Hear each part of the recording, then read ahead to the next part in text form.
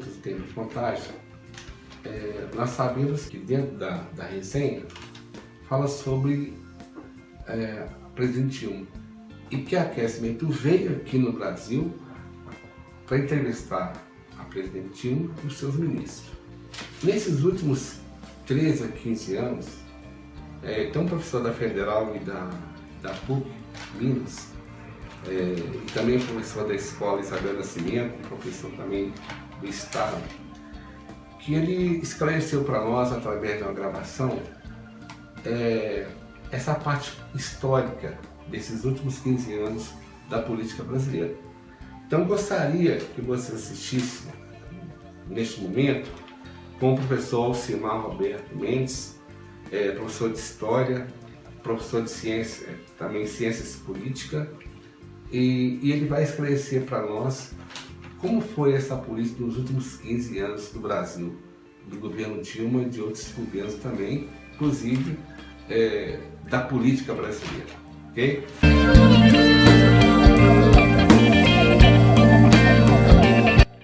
Olá, meu nome é Roberto e eu sou professor de História da Rede Estadual de Ensino de Minas Gerais e da Rede Municipal de Contagem. Fui convidado pelo professor Luiz de Freitas Santana a escrever um pequeno artigo sobre o sistema político brasileiro atual. O livro, Nós Outros, trata da questão dos imigrantes haitianos. Que país nossos irmãos haitianos encontraram aqui quando chegaram? Um país governado pelo PT e suas políticas públicas de inclusão social, de igualdade de direitos. Por isso, foram muito bem recebidos. Porém, do outro lado, encontraram um país prestes a explodir em uma grande crise política. Esta crise política tem a ver, e muito a ver, bato sempre nessa tecla, com a relação entre os poderes, o executivo e o legislativo. Desde a República Velha, o poder executivo se sobressai sobre os outros e sempre procurou fazer a esmagadora maioria do Congresso Nacional com o Partido Republicano e, com isso, impor as suas políticas. A exceção a essas regras foram as ditaduras do Estado Novo, entre 1937 e 1945, e do regime militar, entre 1964 e 1985, onde os militares mandavam, né, e o Estado Novo, Getúlio, com o apoio dos militares, também impunha a sua política autoritária. Né? Desprezar qualquer presidente que despreza o legislativo ou o executivo dentro de um regime republicano, democrático, está fadado ao fracasso. Eu vou citar dois presidentes da história recente do Brasil.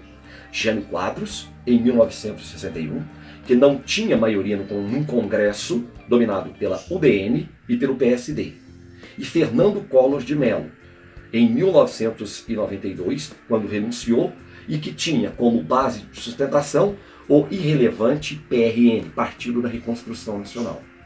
Quando chegou ao poder, em 2002, o PT sabia muito bem desse jogo e o aceitou. Estabeleceu alianças com alguns empresários, estabeleceu alianças com o MDB para poder governar. No entanto, a relação entre os poderes executivo e legislativo levou à famosa crise do mensalão em 2005. Lula conseguiu passar ileso por essa crise. Se reelegeu em 2006 e continuou com suas políticas de inclusão, recebendo os haitianos, recebendo outros irmãos latino-americanos, e sua política de igualdade e de inclusão, a ponto de conseguir fazer sua sucessora, a primeira mulher presidente, Dilma Rousseff, que governou, estabeleceu um governo também de políticas de inclusão social, de políticas de igualdade de gênero, de igualdade de direitos. Porém, por detrás de tudo isso, estavam as relações perniciosas entre os poderes executivo e legislativo. Para se eleger, Dilma Rousseff, assim como Lula, estabeleceu uma aliança com o MDB, um partido que desde a reabertura política estabelece alianças para controlar o Congresso Nacional. E nesse sentido, o PT entrou numa perspectiva de corrupção, no sentido de troca de favores e de compra de votos dentro do Congresso Nacional. O governo Dilma, que aos poucos foi perdendo apoio no Congresso Nacional, se viu numa situação delicada, sem apoio e que resultou no impeachment. O impeachment de Collor ocorreu porque ele não tinha maioria no Congresso Nacional. O impeachment de Dilma Rousseff caminhou pela mesma trilha.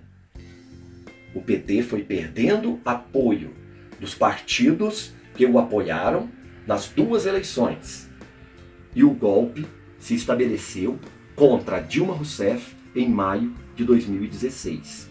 O PT se envolveu em todas essas questões e acabou sendo vítima de sua própria política. Muito obrigado.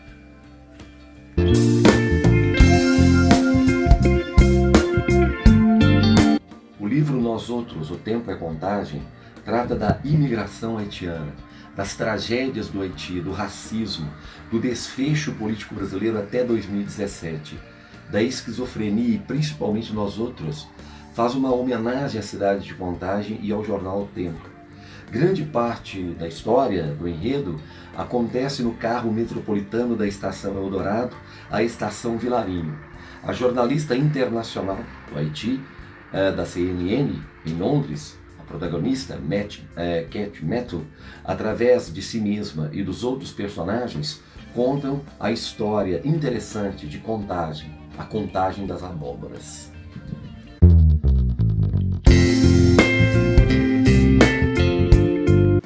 Dentro da compreensão do livro, eu estou passando aí algumas dicas, né, para que o leitor possa entender melhor o livro Nós Outros, O Tempo é Contagem. Nós temos também uma reação num dos carros do metrô, em que a protagonista, que é a Smitu, ela começa a discutir com um espectro, um fantasma. Ela estava sentada sozinha e de repente ela começa a discutir e até brigar com esse espectro, ela sozinha. E de repente as pessoas não entendiam. Uma negra jornalista haitiana, né, brigar de nós com uma coisa que ninguém está vendo. Então essa cena da Casmetu, ela pode indicar que ela tem a esquizofrenia auditiva ou visual.